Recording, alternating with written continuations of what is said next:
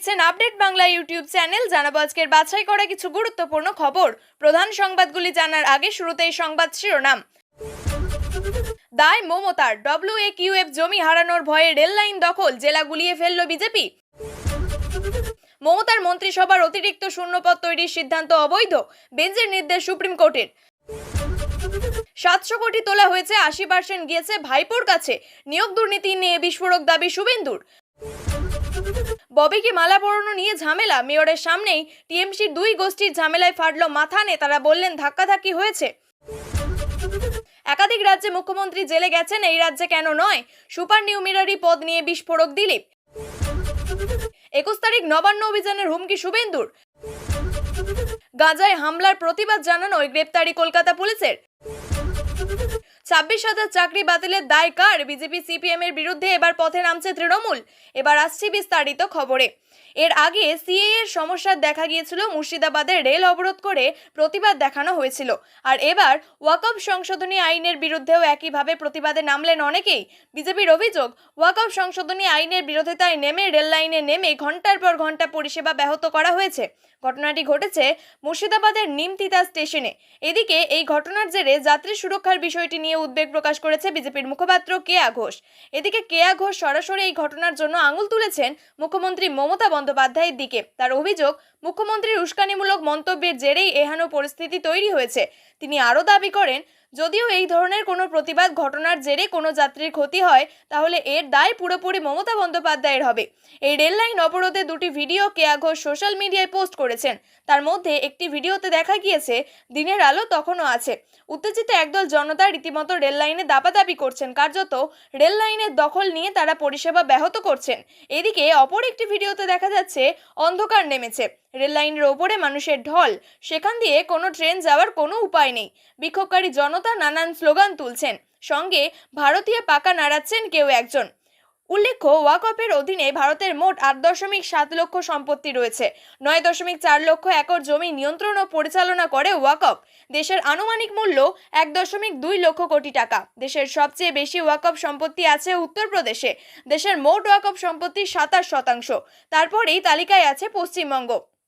Report অনুযায়ী পশ্চিমবঙ্গে মোট 80,548টি ওয়াকফ সম্পত্তি রয়েছে। বাংলায় ওয়াকফ সম্পত্তির ওপরে রয়েছে 158টি স্কুল, 8টি মডেল ইংলিশ মিডিয়াম মাদ্রাসা, 19টি মুসলিম হোটেল, 9টি হাসপাতাল এবং স্বাস্থ্যকেন্দ্র। বীরভূমে ওয়াকফের জমির ওপরে রয়েছে একটি শপিং কমপ্লেক্সও। তবে এত সম্পত্তি থাকা সত্ত্বেও ভারতে ওয়াকফের বার্ষিক আয় নাকি মাত্র 163 কোটি টাকা। এই আবহে বিজেপির ওয়াকফ সম্পত্তি পরিচালনায় গাফিলতির অভিযোগ তুলছে। এই আবহে ওয়াকফ পরিচালনায় স্বচ্ছতা আনতেই নাকি এই সংশোধনী আইন আনা হয়েছে। সুপ্রিম কোর্টের বড়সড় স্বস্তি রাজ্য সরকারের। মমতা বন্দ্যোপাধ্যায়ের মন্ত্রিসভার সিদ্ধান্তে অতিরিক্ত শূন্যপদ তৈরি নিয়ে সিবিআই তদন্তে স্থগিতাদেশ দিল সুপ্রিম কোর্ট। অতিরিক্ত শূন্যপদ তৈরি নিয়ে কলকাতা হাইকোর্টে সিবিআই তদন্তের নির্দেশ খারিজ করে দিল সুপ্রিম কোর্টে। দমদমে একটি সরকারি অনুষ্ঠানে তৃণমূলের দুই গোষ্ঠীর সংঘর্ষ ঘিরে তুলকালাম কাণ্ড ঘটে যায়। দমদমে 7 নম্বর ট্যাঙ্ক চত্বরে একটি জল প্রকল্পের উদ্বোধনী অনুষ্ঠান ছিল। সেখানে সেই অনুষ্ঠানে তৃণমূলের দুই গোষ্ঠীর মধ্যে ব্যাপক গন্ডগোল হয়।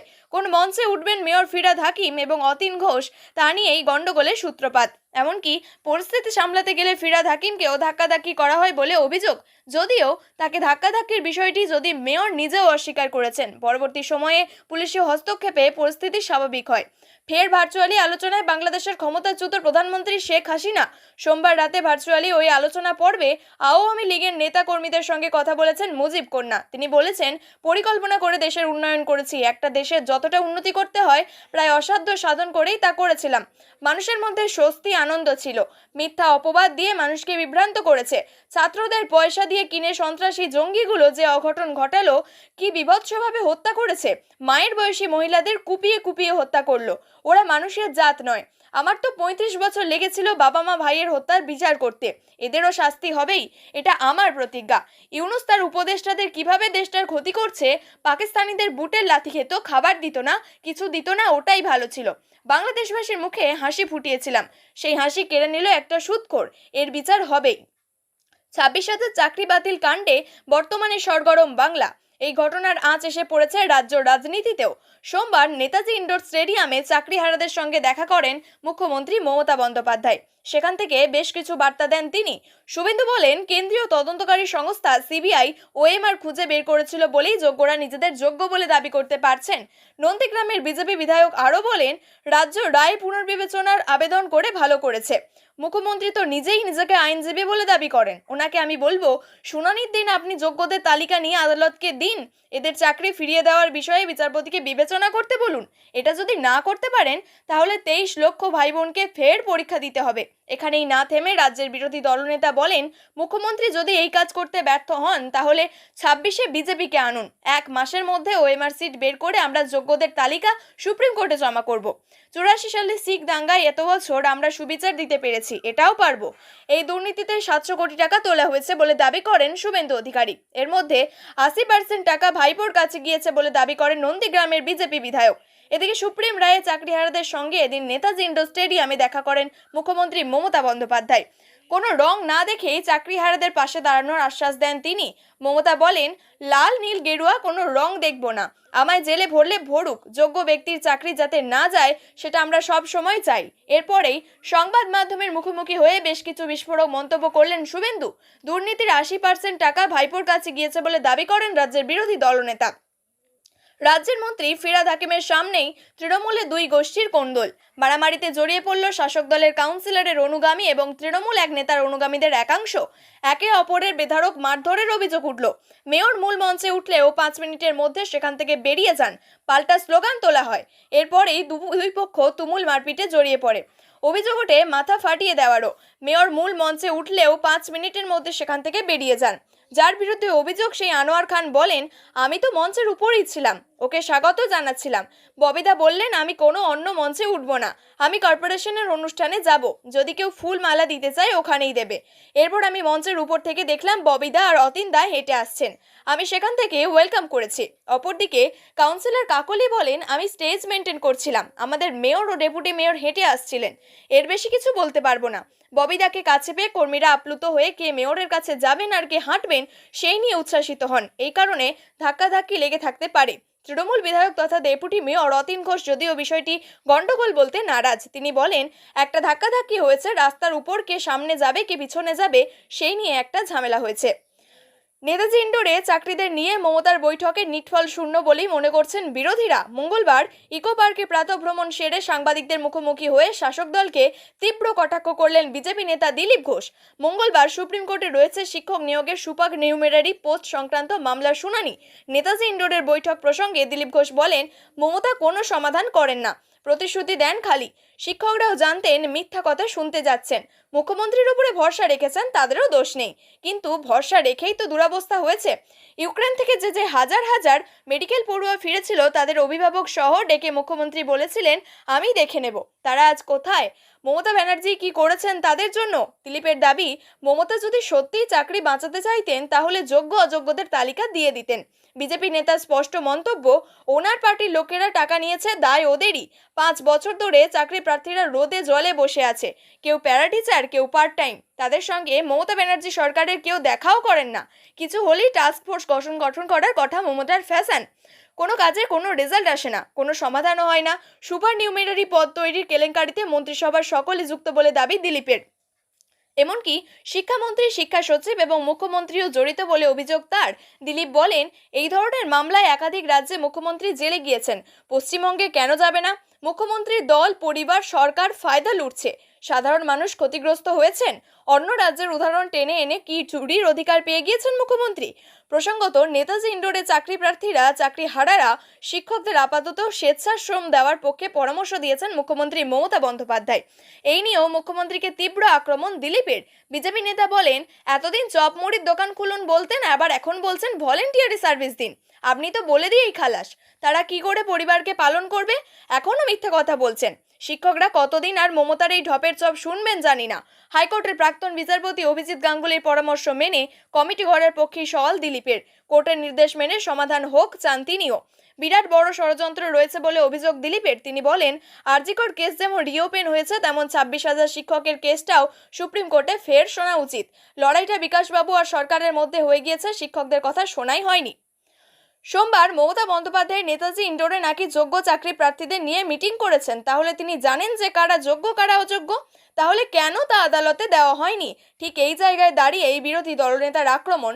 15ই এপ্রিলের মধ্যে যোগ্য অযোগ্যর তালিকা দিন, না হলে 21 তারিখ বিজেপি নবান্ন অভিযান করবে। শুভেন্দু বললেন, 26,000-এর মধ্যে 7,000কে ঢুকতে দেওয়া হয়েছে নেতাজি ইন্ডোরে। যোগ্যদের পাস দিয়েছি, তারাই ভিতরে গিয়েছে বলছেন মুখ্যমন্ত্রী। তাহলে তো স্পষ্ট কারা যোগ্য কারা অযোগ্য। আজকে এসএসসি যে রিভিউ পিটিশন করেছেন, আপনি যোগ্যদের তালিকাটা আদালতে ফেলে দিন। চাকরি হারাদের রিভিউ পিটিশন দাখিল করতে আবেদন শুভেন্দুর। দরকারে বিজেপি বিধায়ক বেতন থেকে আইনজীবীর বেতন দেওয়া হবে, বড় ঘোষণা শুভেন্দুর। শুভেন্দু আরও বলেন, রাজ্য সরকারের কাছে সুযোগ রয়েছে, তালিকা দিন, না হলে 19,000-এর সঙ্গে বঞ্চনা করা হবে। 15 তারিখের মধ্যে সুপ্রিম কোর্টে তালিকা না দিলে 21 তারিখ নবান্ন অভিযান করা হবে। পতাকা ছেড়ে অরাজনৈতিক স্বার্থে নবান্নের সামনে গিয়ে ধর্ণা দেব। চেয়ার থেকে নামিয়ে ঘাট ধাক্কা দিয়ে বের করব। চাকরি হারাদের আপত্তি না থাকলে নবান্ন অভিযানে 1 লক্ষ লোক নিয়ে যোগ দেবেন শুভেন্দু, জানিয়েছেন শুভেন্দু অধিকারী। প্যালেস্তাইন ইসরায়েলের হানার প্রতিবাদে কলকাতায় শান্তিপূর্ণ জমায়েত থেকে গ্রেপ্তার করে পুলিশ। নাট্য ব্যক্তিত্ব জয়রাজ ভট্টাচার্য সহ আরও 10 জনকে গ্রেপ্তার করেছে শেক্সপিয়ার থানার পুলিশ। সোমবার একাডেমি অফ ফাইন আর্টসের সামনে থেকে পার্ক স্ট্রিটের মার্কিন উপদূতাবাসের সামনে পর্যন্ত যাওয়ার কথা ছিল, কিন্তু জমায়েতের নিষেধাজ্ঞা থাকার জন্যই আগেই পুলিশ আটকে দেয়। তারা ফিরে আসার সময় হঠাৎই পুলিশ তাদের গ্রেপ্তার করে। হাতে প্যালেস্তাইনের পতাকা থাকার জন্য সাথে থাকা মহিলাদের পুলিশ জোর করে তাদের গ্রেপ্তার করার চেষ্টা করে, কিন্তু তার প্রতিবাদ করলে মহিলাদের ছেড়ে দেওয়া হয়। আইনজীবী শামীম আহমেদ থানায় গিয়েছেন। ইতিমধ্যে সিপিআইএম নেতৃত্ববৃন্দ থানায় উপস্থিত হয়েছেন। পরবর্তীতে গ্রেপ্তার হওয়া প্রত্যেককেই ছাড়তে বাধ্য হয় পুলিশ। তাদের বিরুদ্ধে একাধিক ধারায় মামলা করেছে পুলিশ। সুপ্রিম কোর্টের রায়ে রাজ্যে প্রায় 26,000 শিক্ষক শিক্ষিকা ও শিক্ষাকর্মীর চাকরি বাতিলের ঘটনায় এবার সরাসরি বিজেপি ও সিপিএমকে কাঠগড়ায় তুলল তৃণমূল কংগ্রেস। শাসক দলের স্পষ্ট অভিযোগ, বিজেপি এবং সিপিএম ষড়যন্ত্র করে এই চাকরিগুলি কেড়ে নিয়েছে। এই ঘটনার প্রতিবাদ চলতি সপ্তাহে রাজ্য জুড়ে প্রতিবাদ মিছিলের ডাক দিয়েছে তৃণমূল কংগ্রেস। পশ্চিমবঙ্গ তৃণমূল কংগ্রেসের সভাপতি সুব্রত বক্সিয়া জানান, আগামী 9 এপ্রিল দলের ছাত্র যুব শাখা কলকাতায় একটি বিশাল প্রতিবাদ মিছিলের আয়োজন করবে। বেলা 3টায় এই মিছিল কলেজ স্কয়ার থেকে শুরু হয়ে ধর্মতলা পর্যন্ত যাবে। এছাড়াও আগামী 11 এপ্রিল রাজ্যের প্রতিটি জেলা, ব্লক, ওয়ার্ড স্তরে ছাত্র ও যুব তৃণমূল কংগ্রেসের পক্ষ থেকে হবে প্রতিবাদ মিছিল অনুষ্ঠিত হবে। প্রসঙ্গত, স্কুল সার্ভিস কমিশন ইস্যুতে প্রথম থেকেই বিজেপি এবং সিপিএমকে আক্রমণাত্মক ভঙ্গিতে নিশানা করে আসছে তৃণমূল কংগ্রেস। সুপ্রিম কোর্টের রায় ঘোষণার পর মুখ্যমন্ত্রী মমতা বন্দ্যোপাধ্যায় সরাসরি বিশিষ্ট আইনজীবী তথা সিপিআইএম নেতা বিকাশ রঞ্জন ভট্টাচার্যকে আক্রমণ করেছিলেন। অপরদিকে সোমবার নেতাজি ইন্ডোর স্টেডিয়ামে চাকরি হারাদের সঙ্গে বৈঠকে মুখ্যমন্ত্রী তাদের অভয় দেন এবং বলেন যে তিনি বেঁচে থাকতে কোনো যোগ্য প্রার্থীর চাকরি যাবে না। এমনকি তাদের জন্য বিকল্প ABCD প্ল্যানও প্রস্তুত রয়েছে বলে দাবি করেন তিনি। তৃণমূল কংগ্রেসের এই প্রতিবাদ কর্মসূচি রাজ্য রাজনীতির নতুন করে উত্তাপ সৃষ্টি করেছে। শাসক দলের পক্ষ থেকে বিজেপি ও সিপিএমকে অভিযুক্ত করার ফলে বিরোধী দলগুলির প্রতিক্রিয়া কি হয়, সেই দিকেই এখন নজর থাকবে রাজনৈতিক মহলের। প্রিয় দর্শক, নিয়মিত সঠিক খবরগুলি সঠিক টাইমে পেতে সাবস্ক্রাইব করুন আপডেট বাংলা চ্যানেলটিকে। ধন্যবাদ।